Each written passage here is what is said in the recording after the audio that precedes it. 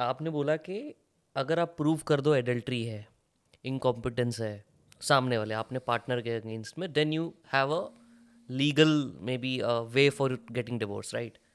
अभी यहीं पे एक मेजर प्रॉब्लम आती है कि just to prove other person कि वो एडल्ट्री है उसके या इनकॉम्पिटेंस है, then you get fake certificates कि मेडिकल का फेक सर्टिफिकेट बना दिया या फेक केस लगा दिए। बिल्कुल सही कह रहे हो आप, तो बिल्कुल सही कह रहे हो आप। यहाँ पे ये मैं वही प्रिवेंशन तो कैसे समझा रहा होगा? था आपको, हाँ 498 की क्रूअल्टी का ये डेफिनेशन आ गई इतनी ऊपर। हाँ। डिवोर्स की क्रूअल्टी थोड़ी चौड़ी हो गई, वो थोड़ा लोअर स्टैंडर्ड आ गया। फिर डोमेस्टिक वायलेंस है, उसमें एक मेंटल हरासमेंट का सिस्टम है, फिजिकल हरासमेंट का सिस्टम है, उसमें आपको कई किस्म के ऑर्डर मिलते हैं। पर कंप्लेंट तो आपकी एक बनेगी ना, कहानी तो आपकी एक बनेगी, कि डिवोर्स चाहिए। कहानी तो आपकी एक बनेगी। तो आपको वो कहानी ऐसे बनानी है कि वो सारे इंग्रेडिएंट्स कवर हो जाए। हम्म। चलो, आपने फिर ऐसे करके बनाना है कि वो इतना इंटेंस लगे कि उसमें क्रिमिनल केस भी बनेगा, डिवोर्स भी बनेगा, डोमेस्टिक वायलेंस भी बनेगा, एंड मेंटेनेंस का केस भी बनेगा। कि सेटल होते टाइम कुछ तो यूज हो जाए हैं। That's the point. I mean, what do courts also have this intent, a good intent. They also get it. इसको ना बड़े प्रैक्टिकल तरीके से देखते हैं। शादी टूट गई है, नॉर्मल रियलिटी इस देश में ये है कि औरतें डेस्टिट्यूट रह जाती हैं शादी के बाद। Most women even now are dependent on men for monetary protection, right? Men as they go out, no doubt they are earning for the family, they're providing for the family, वो भी कोई गलत पर्सपेक्टिव नहीं है। They create property, अपने नाम पे बनाते हैं, उसमें औरत का कोई हक नहीं बनता। एक लॉजिकल सेंस, एक टाइटुलर सेंस है, in terms of title, because उसका नाम नहीं डाला उसमें। हालांकि सरकार काफ़ी फैसिलिटी देती है कि अगर आप औरतों के नाम पे खरीदोगे तो टैक्स कम लगेगा, इस टाइप की चीज़, वो चीज़। अगर 6 है तो वो 5 मिलेगा, 4 मिलेगा। That's right, that's right. पर आप नहीं ले रहे, आपने अपने नाम पे बनाते गए आप, और जाके कोर्ट में बोल दिया ये तो सारा मेरे नाम पे है, इनका तो कुछ है ही नहीं। अब आप बताओ, आप शादी में ये चीज़ें कर सकते थे उसके बिना? हम्म। घर से बाहर निकल के इतने काम कर सकते थे उसके बिना? हम्म। और साथ में आपके बच्चे भी हों, एक परिवार भी बने। So you have not recognized her contribution in this. The law also doesn't recognize it. So what is she supposed to do to extract enough resources to be able to live life?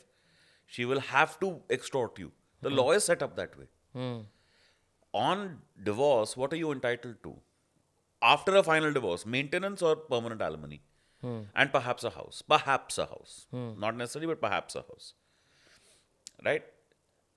For the pendency, you are entitled to only interim maintenance. जो अतुल सुभाष के case में है, वो interim maintenance का order है। मतलब जब तक फाइनल नहीं होता तब तक इंटरम इंटरिम चल रहा है। मेंटेनेंस है, ज्यादा ज्यादा उसके ऊपर आप लगा दोगे legal fees, hmm. Right? And अगर बिल्कुल ही डेस्टिट्यूट हाल है आपके, तो घर भी एक आपका किसी ना किसी तरह फैसिलिटेट करना पड़ेगा। हम्म। पर उसमें क्या होता है कि फिर दोनों के स्टैंडर्ड ऑफ लिविंग गिर जाते हैं ना यार। एक आदमी अगर उसने एक्स स्टैंडर्ड ऑफ लिविंग बनाया हुआ है, तो उसकी ये कैपेसिटी थोड़ी ना कि वो एक एक्स और संभाल लेगा। करेक्ट। तो x/2 हो जाता है ना इफेक्टिवली दोनों का ही। That's how you end up. So या उसकी सेविंग्स खत्म हो जाती हैं, फिर इन दैट केस आपको देने के पैसे नहीं रह गए। So these problems are real problems. So there is a monetary situation that arises at the dissolution of a marriage. What do we do? Now, either the state takes the bill, कि ठीक है यार हम पैसे डालेंगे, but state is very clear. This is a private matter. We don't want to enter marriages. ये सही बात है, state shouldn't. So we are also not going to foot the bill for you. Hmm. You deal with your own life. But allocate तो करनी पड़ेगी ना कहीं पे कॉस्ट को ये। हम्म। तो वो कॉस्ट एलोकेशन ही मान लीजिए आप शादियों के एंड में होती है, in a sense, right? Now the question is how do you do it efficiently? How do you do it so that we don't end up with cases like Atul Subhash? Firstly, his case, look at the amount of time that man had to spend in court. या। That's the most brutal element of all of this. लगे रहो लगे रहो लगे रहो यार। मैं अपने केस में एक बताता हूँ, मतलब 498 का मैंने आपको बताया, पहले 10-12 साल है ना इसमें, 2010 तक ऑटोमेटिक अरेस्ट होता था जिसका भी नाम आपने एफआईआर में डाला है। अच्छा। पूरे पूरे परिवार अरेस्ट होते थे। बट यहाँ ये प्रॉब्लम नहीं है कि कोई प्रूफ नहीं देना होता उस टाइम पे? ऑफ कोर्स नहीं देना होता, कंप्लेंट है यार। हम्म। आज मैंने एफआईआर लिखाया कि नितिन ने मेरे नेबर का मर्डर किया है, हम्म। क्या प्रूफ दिखाऊंगा मैं इसके सिवाय कि मैं आई विटनेस हूँ? हम्म। सच बोल रहा हूँ झूठ बोल रहा हूँ आज कैसे पता लग जाएगा? करेक्ट। पुलिस तो उठा लेगी ना उस टाइम पे तुमको। और बट मर्डर का चार्ज है, यही तो मिसयूज है। मर्डर का चार्ज है, कोर्ट भी नहीं छोड़ेगी लंबे टाइम तक। राइट, यही होता था। 498 का स्पिरिट ये था, we are literally fighting against a major societal evil of the brutalization of women, bride burning, physical harassment and intimidation of women. Like, look, these were cases, they were gruesome cases जहाँ पे medical reports आप पढ़ोगे ना औरतों के साथ sustain time के क्या अब्यूज चल रहा था, तो कचहरी की भी एक मेंटालिटी बन जाती ना यार, एक कोर्ट की mentality, because they are seeing this flow of cases. Parliament की एक मेंटालिटी आ गई, उन्होंने एक लॉ बनाया, now the courts are seeing it. The courts were very hard. 2009-10 में पहली जजमेंट आई है सुप्रीम कोर्ट की, बहुत अब्यूज हो रहा है इन केसेस में, झूठपान बहुत चल रहा है। मतलब कोर्ट लेवल पे भी ये बात मानी जाती है। Multiple times. There are multiple Supreme Court judgments over the last 15 years that say there is total abuse of the process. But जब 2010 में सुप्रीम कोर्ट या कोर्ट्स ने So कहा, what did they do? Automatic arrest की जगह आ गया, भैया nobody is going to get arrested अच्छा until and unless there is first an authorization by the DSP. Otherwise, that does never happen. Investigating officer is completely empowered to arrest anyone as per your criminal procedure code. उसमें कोई intervene नहीं कर सकता, magistrate तक ये direction नहीं दे सकता आपको कि इसको अरेस्ट करो। अच्छा, अगर आपने एज इन्वेस्टिगेटिंग ऑफिसर नहीं किया तो नहीं किया, ठीक है, आपके केस में वीकनेस आ जाएगी, पर कोर्ट ये नहीं कह सकता कि आप अरेस्ट करके दिखाओ। बट फिर पुलिस के हाथ में पावर नहीं आ जाती इस टाइम पे? बिल्कुल आती है, पर कहीं तो पावर डालोगे ना यार, कैसे करोगे? और उसकी ओवरसाइट ये होती है कि अगर आपको अरेस्ट किया गया है तो आप कोर्ट में जाके केस लेके जाओगे और मैजिस्ट्रेट तब देख के करेगा। मैजिस्ट्रेट्स जनरली ज़्यादा शुरुआत में तो कम से कम पुलिस का साइड करते थे। So this problem had become a real problem, right? आज की डेट में arrest in most of these cases absent actual demonstrable evidence right at the beginning of physical violence or clear taking of dowry, forget about arrest. अच्छा, नहीं है अब कोई chance नहीं है। एंटिसिपेटरी बेल के केसेस लगा देते हैं लोग। सबसे पहले तो कोर्ट बोलती है भैया ये रूल्स बन चुके हैं, तुम्हारा एंटिसिपेशन क्या है अरेस्ट का? अच्छा, अरेस्ट का एंटिसिपेशन ही नहीं है, सवाल ही नहीं अरेस्ट होने का। तुम क्यों घबरा रहे हो? हाँ, केस है, मान लिया हमने, FIR है, बेल नहीं है आपके पास, उससे क्या फर्क पड़ता है? अरेस्ट तो आप ऐसे नहीं हो सकते, नोटिस के बिना अरेस्ट ही नहीं हो सकते। करेक्ट। उसमें एक अरनेश कुमार की जजमेंट आई थी। अरनेश कुमार की जजमेंट बहुत फेमस जजमेंट है। इसमें थोड़ा सा मैं क्रिमिनल प्रोसीजर समझाऊंगा आपको।